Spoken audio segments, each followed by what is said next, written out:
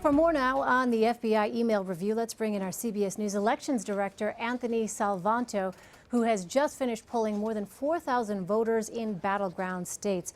All right, so Anthony, what is the fallout from Director Comeys' decision? Well, everybody in the battleground states has certainly heard about it. 8 and 10 said they had heard about it. And, you know, what is happening, Elaine, is that partisans are dividing, as we so often find partisans do. So Republicans told us they think this is bad, and they think that the emails, if eventually read, will be damaging to Hillary Clinton. Democrats, on the other hand, said, well, we think people are making too much of this, and it will probably be more of what they already know.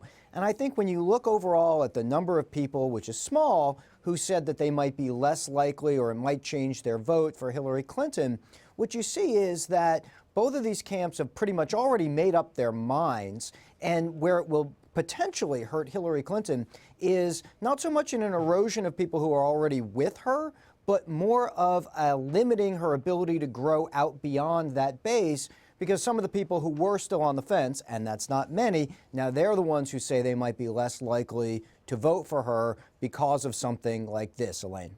So we have seen a few of these October surprises this month.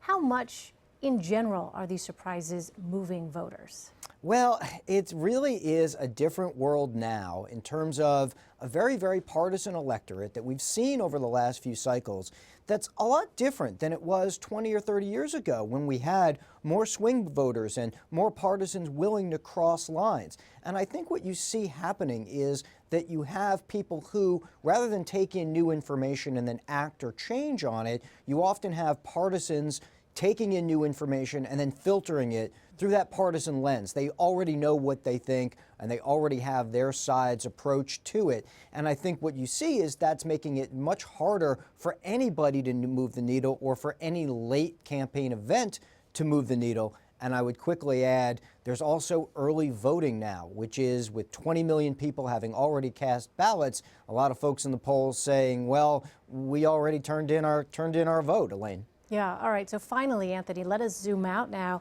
and look at these 4 battleground states that you surveyed this week. Clinton is leading in Pennsylvania, North Carolina, and Colorado. Trump is ahead in Arizona. How do the candidates translate these numbers into turnout in the final days of this campaign? Right. You know, we always say it all comes down to turnout, but that's because it all comes down to turnout. You know, what happens, Elaine, now is the Clinton campaign is very dependent on making sure they get a large number of young people, a large number of African Americans, and those suburban voters that they do win out to the polls. They'd like to, and at the moment it looks like in places like North Carolina, they'd like to stack up a lead in the early vote going into Election Day. That's been a Democratic formula for the last couple of cycles. For Donald Trump, he's got to get that turnout that he needs. He's also got a few minds to change, in particular with Republicans, because even though he does very well with Republicans, he doesn't do as well yet as other Republican candidates have. If he can close that gap, maybe 5 to 10 points among Republicans, and get them to the polls, then I think we see these races, which are already fairly tight, get even tighter, Elaine.